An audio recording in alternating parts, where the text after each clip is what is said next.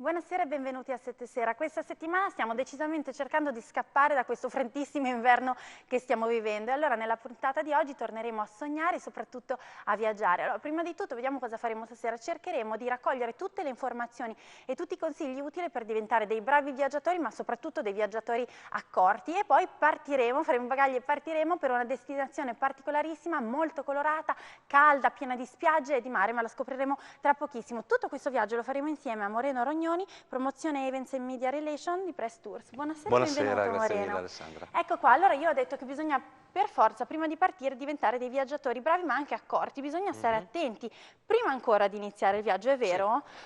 Sì, senza farlo diventare un mestiere, nel senso che chiaramente stiamo parlando di una cosa estremamente piacevole. Sarebbe molto bello, come dire, quando si affronta un viaggio, qualsiasi tipo di viaggio, ma in Italia piuttosto che su un corto raggio in Europa, o ancora di più quando si viaggia veramente all'estero e quindi fuori dalla comunità europea, quindi Caraibi, Oceano Indiano, Americhe, eccetera, quindi avere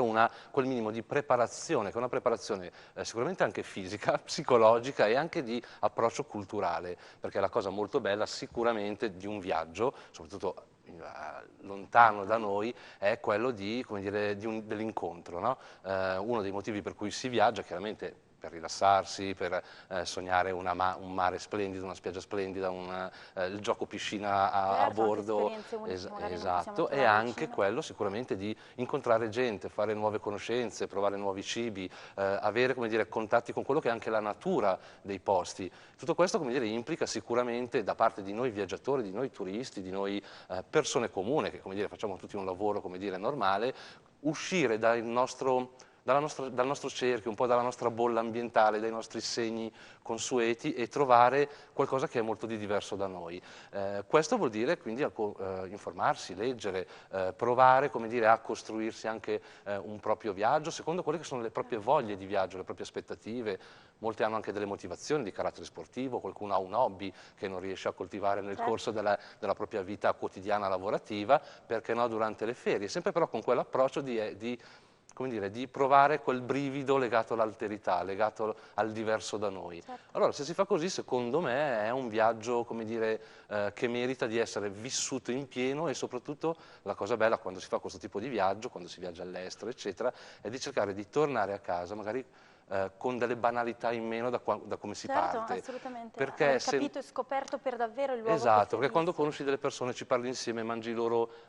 cibi, provi, come dire, a parlare la loro lingua e dall'altra parte la comunità che ti accoglie prova a interloquire con te nella tua lingua, si creano dei rapporti, dei legami. Quindi magari 10 foto digitali un po' banali in meno, fatte da un pullman con l'aria condizionata, e un paio di incontri magari vivi, veri, caratteristici in più, fa sì che, secondo me, come dire, ti dà la possibilità al ritorno di parlare bene di quel luogo, di quella destinazione, e anche per te, secondo me, è un qualcosina in più che... Certo, si torna a casa con una valigia, con un bagaglio proprio pieno solo di cultura, e qualche cosa che ha un po' cambiato anche il nostro modo di approcciarci agli ambienti nuovi, alle persone nuove. Allora, Moreno, proprio all'inizio lei mi ha detto che viaggiare però comunque, anche se bisogna essere informati, se bisogna sapere cosa si andrà a fare, se bisogna anche un po' studiare come si vorrà approcciarsi al viaggio, non deve essere ovviamente un lavoro, perché quando si decide di partire si decide anche un po' di prendere un momento per noi, di rilassarsi. Allora, cerchiamo di capire un po' una nuova moda, un nuovo meccanismo che sta prendendo piede soprattutto in questo periodo di crisi, che sono un po' i viaggi fai da te, organizzati magari online. E vorrei fare un po' un paragone con quello che invece è il organizzare viaggi di professione, per cui affidarsi a qualcuno che ha studiato in verità i posti, i luoghi che andrà poi a far visitare. Allora, che differenza c'è? Ci sono dei pro e dei contro per tutte e due le situazioni? Ma assolutamente sì, dei pro e dei contro da entrambe le parti. È chiaro che quest'anno festeggio 27 anni felici di lavoro nel mondo del turismo organizzato, e quindi è chiaro che è un po' pro domo mia fondamentalmente questo messaggio. È vero che, come dire, costruirsi anche online da soli un viaggio sicuramente si può fare. Oggi la tecnologia, rispetto anche a solo 10 anni fa, ci aiuta in una maniera incredibile, e questo dà la possibilità anche di una democraticizzazione del viaggio. Ognuno poi sceglie, come dire, no? Clicca su www.cipensoio.it viaggi.it e si organizza il tutto. Si può fare sicuramente, a volte si hanno, come dire, delle ottime soluzioni di viaggio, delle buonissime anche tariffe aeree piuttosto che alberghiere, eccetera, eccetera, si compatta il tutto e un po' così maneggiamento, è come se io andassi a fare l'idraulico, non so cosa sia un tubo, come dire, a gomito. Un po' di informazioni si esatto, si può fare, si può tentare, si fa e così, voglio dire, sicuramente è stato fatto e si continua a fare. Dall'altra parte c'è tutto un mondo di, veramente di professionisti, di persone che hanno dedicato, come dire, la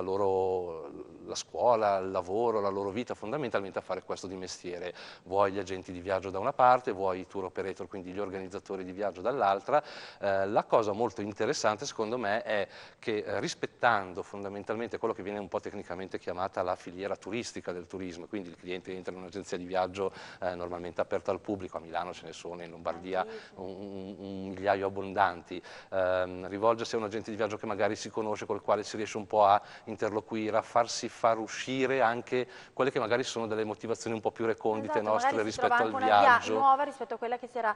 pensata, perché ovviamente se parliamo con qualcuno che ha più esperienza di noi, qualche cosa di nuovo ecco, si può creare. Quello che però spaventa, la interrompo perché tante volte l'online, la scelta su www ci penso io, come diceva lei, si fa per questioni di costi. Invece bisogna sempre pensare che tra i desideri che si hanno prima del viaggio, forse bisogna anche mettere ovviamente il range nel quale si vuole stare di costi, sapere che tipologia di viaggio. E qua c'è una scelta comunque ampia, anche se si va a parlare con dei professionisti del viaggio o diciamo le agenzie sono un po' ferme e fisse su dei pacchetti standard. Mai come in questi ultimi anni, chiaramente A legato un po' alla crisi generale che c'è, B sicuramente anche alla esplosione del numero di agenzie di viaggio che si sono, come dire, presentate aperte al pubblico, eccetera. È chiaro che oggi la concorrenza è molto vasta. Questo implica il fatto che l'agente di viaggio oggi non vende più solo un viaggio da 5.000 euro in su, perché sarebbe, come dire, fuori mercato, ma soprattutto non potrebbe il giorno dopo ritirare su nuovamente la sua Claire con scritto agenzia di viaggio. E quindi l'agente di viaggio oggi è molto capace, in grado di poter, come dire, valutare rispetto a chi ha di fronte come potenziale cliente, come consumatore di un servizio turistico, quello che è il budget a disposizione della persona che vuole partire e il famoso rapporto qualità-prezzo, trovare l'optimum per lui. Questo è importante perché dall'altra parte si ha una persona che fornisce una consulenza, una persona che si avvale tra l'altro di servizi per esempio di tour operator che sempre più sono e diventano specializzati su destinazioni, quindi è vero che esiste un mondo del tour operating generalista per cui alcuni operatori fanno assolutamente tutto il mondo e poi sempre più però molti tour operator piccoli, medio, di grandi dimensioni si stanno specializzando in o destinazioni o meglio ancora in voglie di viaggio, in temi di viaggio, per cui non so, fate la subacquea, benissimo, ci sono ottime agenzie di viaggio che si occupano in particolare della subacquea perché magari anche il proprietario dell'agenzia di viaggio è un subacqueo super specializzate e chiama operatori che su quella destinazione dove tu vuoi andare hanno una programmazione specifica su quel tuo tema di viaggio. Ecco, ma oltre appunto alla garanzia magari di saperne qualche cosa di più, di offrire dei pacchetti proprio concentrati in quello che stiamo cercando, possiamo capire se abbiamo qualche certezza della professionalità delle persone con cui stiamo parlando, perché di agenzie ne sorgono di tutti i tipi, non voglio parlare solo nel campo del turismo, ma in tutti i tipi sorge sempre di tutto e di più. E allora c'è qualche certificazione che ci possa dire che quando partiamo, andiamo magari lontano, magari ci spostiamo con la famiglia, però siamo sicuri, ci siamo rivolti a delle persone che una volta pagate non ci lasciano da sole, magari le possiamo chiamare se abbiamo problemi, qualcosa da guardare proprio nel minuto finale? Ma nel minuto finale sicuramente ci sono moltissime agenzie di viaggio aperte al pubblico, sia su strada che magari all'interno di palazzi, piuttosto che quelli che fanno anche i consulenti di viaggio, quindi non hanno una vera e propria agenzia fisica, un luogo fisico, ma operano venendo a casa tua o ricevendo in orari che sono più comodi per te. Ci sono molte certificazioni perché comunque la provincia e la regione rilascia delle licenze, per cui già comunque occorre avere una licenza da parte della regione, possono fare parte anche di associazioni, l'associazione di categoria degli agenti di viaggio, l'associazione di categoria dei tour operator, eccetera, eccetera, quindi alcune situazioni sono ben verificabili sia online che anche direttamente sulla vetrina dell'agenzia.